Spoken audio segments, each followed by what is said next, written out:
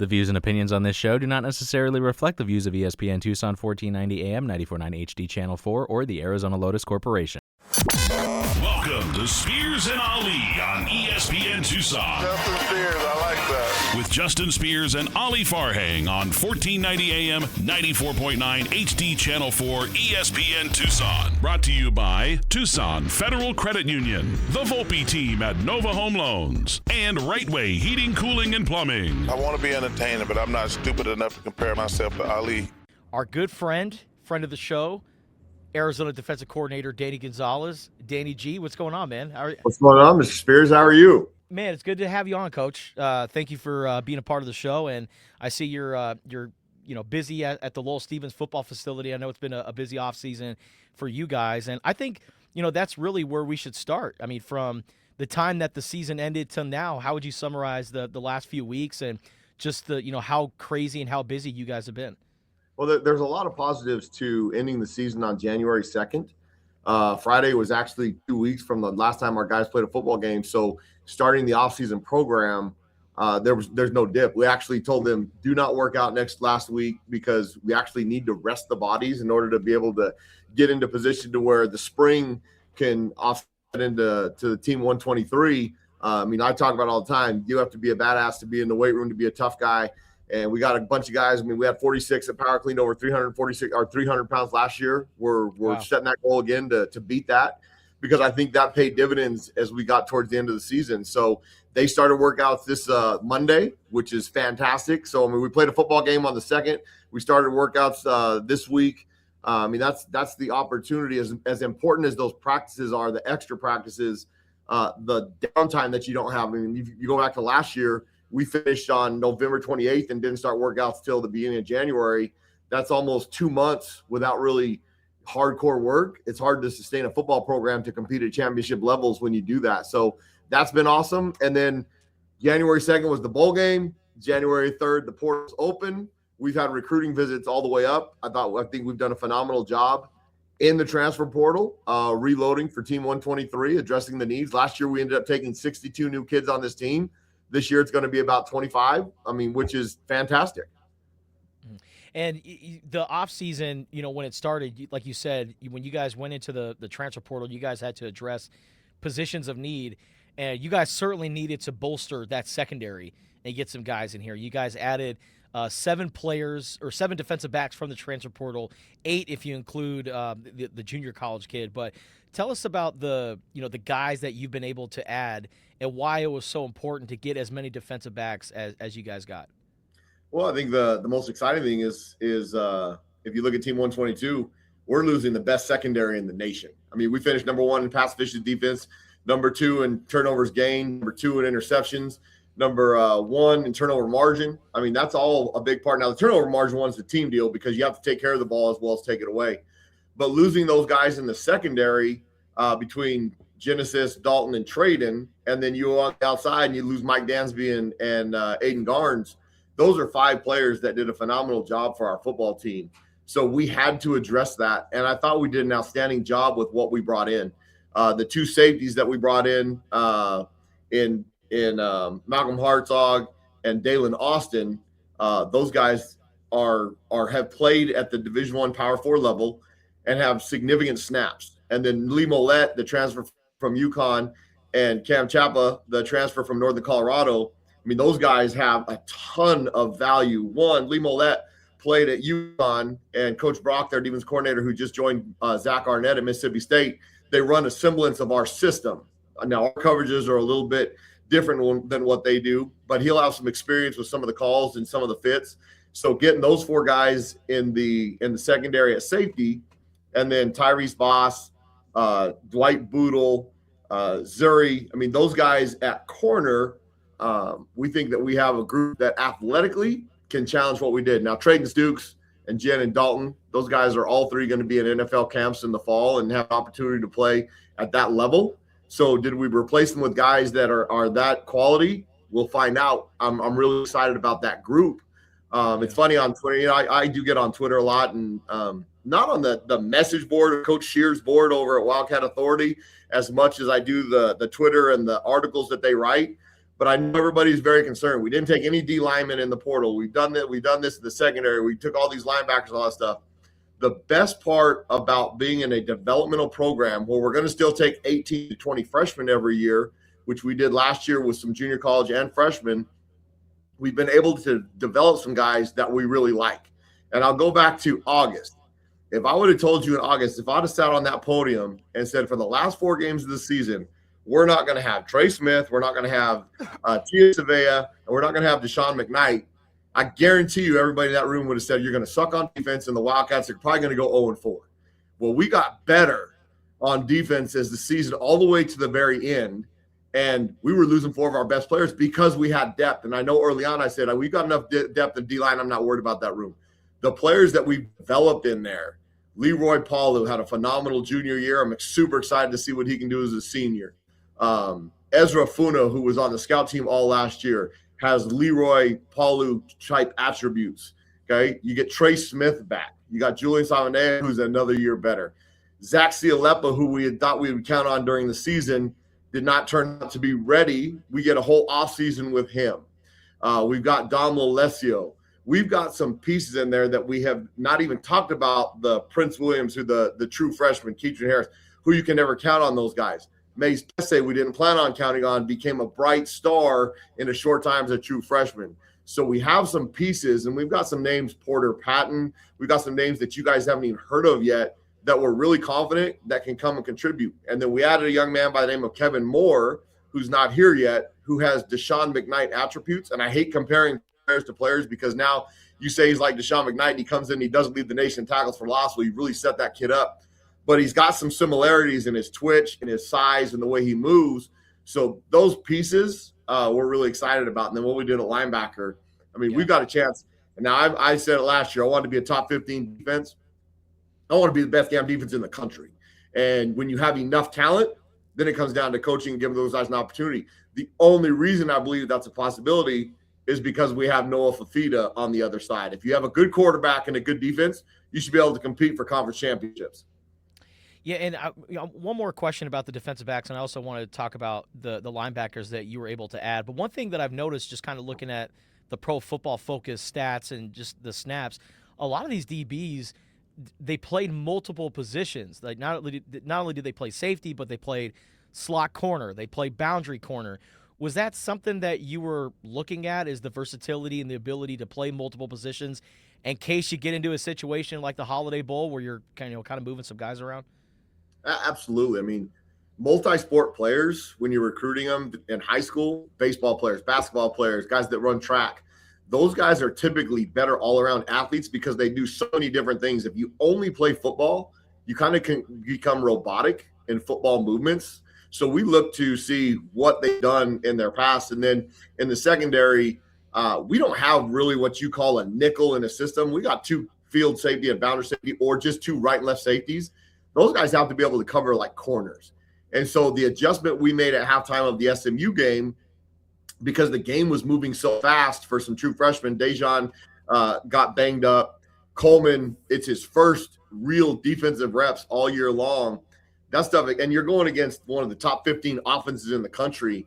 That stuff was going so fast, the experience and all that stuff. I just decided at halftime, I told RC and Coach Viney, hey, we're going to put 4 corners in there. We're going to blitz the tar out of them. And if we cover them just a little bit, we'll see if we can get back in this game, make the quarterback make some mistakes. And I thought about that at the beginning of December when we found out that Jen and Traden and Dalton probably weren't going to play.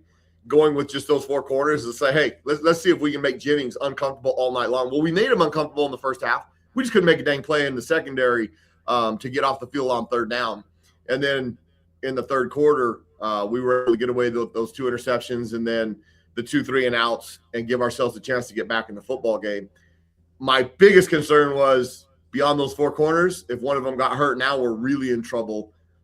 So, hindsight's 2020. Probably should have done the whole game. Maybe we would have shut them out and won the game and won the 10th game for the Team 122, but we didn't. And so now we look forward to Team 123 having a chance to win 10 or more and play in the CFP. Yes, sir. Those linebackers that you added, Everett Rusoff, the guy from Memphis, Cooper Blomstrom from Georgetown, and Matai Tagoai. I hope I'm pronouncing that name correctly.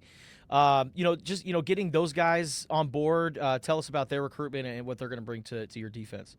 So Everett is a 1-for-1 kid from Memphis that he is, we think, and I think, like I said, comparing bodies to bodies, but he's got the similar frame. He's probably a couple pounds heavier than Riley Wilson, similar athletic ability, and done the same things on tape at Memphis that we did with Riley and Chase last year. So him and Chase on the bookends when we want to get into our 4 linebacker stuff will give us that similarity. Cooper is similar to those two, but I would say he's more comparative to a Dom Alessio type, Trey Smith. Probably not as much off the ball, but has some elite pass rushing skills that with Coach Salavea and Coach Brangel's development can really do some special things in there. And then Matai and the Tagoai is the G's almost pronounced like an N. He is a freak athlete. I compare him to a slimmer version of Maze Pesse as far as their physical, violent nature. Except what he can do athletically in space. He's one that he might be able to play the bear. He might be able to play the outside linebacker spot like Chase and Riley. He can blitz up inside. That's kind of what he did last year for USC. I mean, he's kind of a freak athlete that when we get to spring ball, this is the mad scientist in me. I get to play with him like a little toy and see where he best fits in. And I love spring ball because there's no pressure to win games. It's about developing your team and getting better for the following season. So we'll have some fun with those pieces and to see how we can develop them to give us the best chance to be successful in next fall. Talking with Arizona football defensive coordinator Danny Gonzales on Spears and Ali right here on ESPN Tucson. So, Coach, the secondary, the guys that we just talked about, they're going to be replacing – some pretty significant defensive backs, guys that are going to be playing at the next level. I just wanted to get your thoughts on it. I don't know if you've been able to address this, but the opt-outs was certainly a hot topic amongst the Arizona fan base. Now that time has passed, what's your message to Arizona fans about their comments on Stukes and Dalton and Genesis and those guys opting out, and how do you reflect on their time as a Wildcat? I think there's 2 messages that you can take place in that. Okay, to all of the gamblers and bettors, I apologize we didn't let you know earlier. Now, if you would have asked me if I would have had sat down with one of those guys that was going to bet a lot of money, and they're going to say, hey, Dalton, Jen, and Stukes aren't playing, should we bet? I would have said, hell yes, because I really thought we were going to win that game going into it, regardless of whether those guys played, and we had a chance all the way down to the last onside kick of the game. If we would have played a little bit better earlier in the first half on both sides of the ball, we probably have a better chance in the second half. We didn't. We lost, and I'm sorry to those guys. The other piece of that is Dejon Hinton, Coleman Patton have not played a down of defensive football. And if Rhett Lashley, who's one of the premier offensive minds in this country, has that idea, and I know there's people going to say, well, they're going to figure it out in the first quarter. But if they have that for 3 weeks, they're going to attack that a little bit differently. And I didn't think it was fair to those guys. So I asked those guys, let's support your teammates, get ready to play, and we'll go about it that way. So I think there's both sides of the thing, the way it should work. It puts Coach Brennan in a bad spot when people are upset. It puts those kids in a bad spot. I have no bad feelings towards them not playing. And the other piece of that is, as soon as there was any inkling in their minds that they shouldn't play, they shouldn't. Because football is a game where if you have any second thoughts, you're going to set yourself up for bad things to happen, whether it's getting injured, getting beat, getting all those things. So when there was any inkling of doubt, it was kind of like, guys, start preparing for your future. What you've done for this program, especially Dalton and Traden, who had been here for 5+ years. Dalton, who'd been through, and both of them through 4 different defensive coordinators. Dalton through really 4 head coaches because he was recruited by Sumlin's staff before they got fired. And then he's here with Jed and all the coordinators, and then Brent. Those guys, for having the loyalty as I have here to the 502, I mean, I am so heartfelt and grateful for those kids. And I got emotional during the press conference. Won't do that today.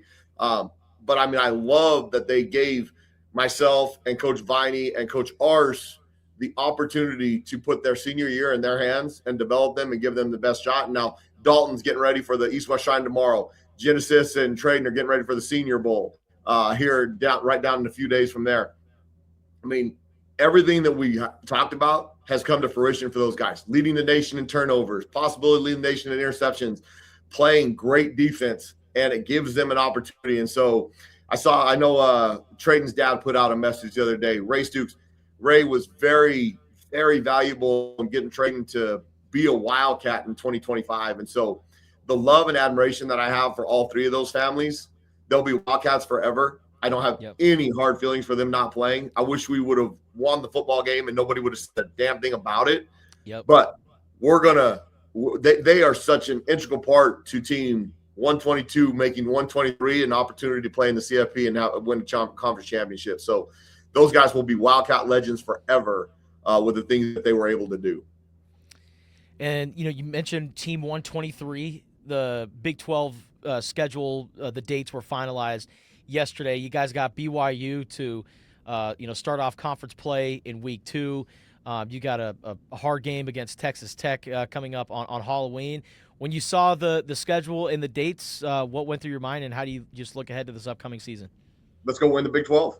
Walk down to B's office, and then I'm like, well, you're out on the road recruiting, so I guess I'm staring at a blank wall. Let me get on the phone. Hey, let's go win the freaking Big 12. Seth, let's go win the Big 12. Like, I think it sets up great. I mean, we go home, away, home, away, home, away.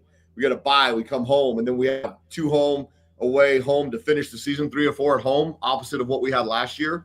I mean, that can't get any better. I actually love the idea of playing BYU in week 2 up in Provo. Because you have the 30 days of fall camp. We don't start till September 5th, so we'll start a little bit later than we did last year, beginning of August, which is outstanding. It'll be 115 degrees outside, I hope. And so we'll beat our kids into mental toughness and physical toughness during that time. And then we'll actually get some time to practice versus both Northern Arizona and BYU, where you don't have to look ahead. You actually build it out. So we'll have a great game plan ready to go against Coach Sataki and go up to Provo. And, that's going to be one of the premier games of the Big 12 schedule early on. People may not talk about it at that point, but when we get to the end of the season and we're battling for a conference championship and they look back and say, hey, the Wildcats beat BYU in Provo on September 12th, it's going to be a big deal. So I'm super excited about that. And then having the opportunity to play Utah at home, Arizona State at home. It's fantastic. The soul needs to be packed. We talked about it all year long with let's build something special in Tucson. We created the magic of the 23 season, of the 98 season, of the 93 season last year. We didn't cap it off with a 10th win. So let's get the Tucson community excited again. I mean, what's going on with Wildcat Athletics right now? I mean, our women's tennis team beat UC Davis the other day 6-1. Our basketball team's #1 in the country. Listening to Coach Anderson and the Copper Cup last week, I mean, does it get much better than what we've got going on in Tucson for a college town on the West Coast? I mean, we got a great football program, a great basketball program.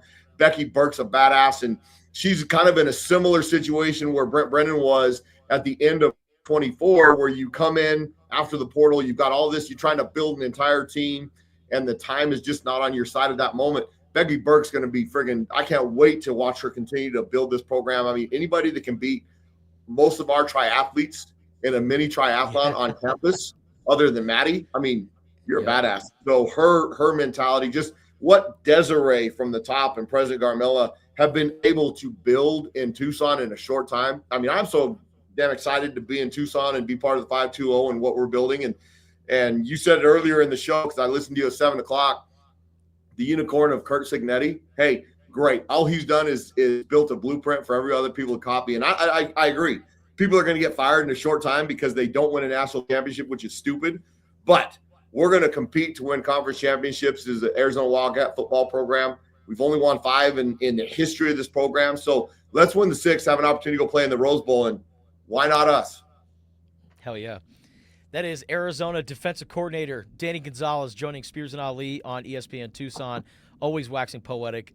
Danny, appreciate you and your time and insight. Thank you for joining us, and hopefully I can see you soon. Hey, let's do it. I mean, all the stuff we talked about, all the stuff that's going on here, I appreciate it. I look forward to it. I mean, let's get Arizona Wildcat football on as many opportunities. I mean, I think you should have every single coach on our staff on your show. And if they give you any buff, call me and I'll say, hey, bull crap. Coach B said you're getting on these damn radio shows, because everybody, I mean, let's continue to talk about Tommy Lloyd and the basketball team. Continue to Phil McHale. I mean, I heard, you know what? It's a great thing. The basketball team's 19-0, okay? And I heard you guys this morning talking about, well, Mikhail that probably was a B- effort. You know what, Bull? An A effort is when you win. An A outcome. We're getting spoiled around here when we went by 26 points, and you're saying, I think it's like a B-. B-. Winning is winning. And Mikhail, I mean, hey, don't get complacent. I know our basketball team's not. We get West Virginia Saturday at noon. We're going to pack Mikhail. And then look, I get to look forward. Get to look ahead because I ain't a part of that staff. I'm just a big friggin' Wildcat fan. We got BYU Monday night, 13th ranked in the country against number 1 in Provo in the Marriott Center where they have 22,000 fans. It's going to be a great environment. Hey, Coach Lloyd came and talked to our football team at the beginning of the season and said, what's going to happen here? Nobody goes undefeated. Well, Indiana did. Why not us? Why not the Wildcats basketball club? Let's go win that damn national championship and go undefeated. Now, Coach Lloyd doesn't worry about this. I listened to his postgame last night. I'm just worried about trying to get our best preparation for West Virginia. It's freaking fantastic. And that's why they're 19-0, because they've got great players and great leadership. Let's fill that thing up on Saturday and don't get complacent as a city. Just enjoy the ride that you're on. A 9-win football team, a 19 getting ready to be 20-win basketball team. Becky, I mean, everything we got going on here. I appreciate you, Justin. I know I'm long-winded and I talk. Hey, my man. Keep this thing going. Hey, you're the best, Daddy. Appreciate it. He's like, take that B- and shove it up your ass, man. There A we win's go. a win, Justin. A win is an A. It doesn't matter how ugly it is. Danny, you're the best, man. Appreciate you. Have a good one. Fair enough.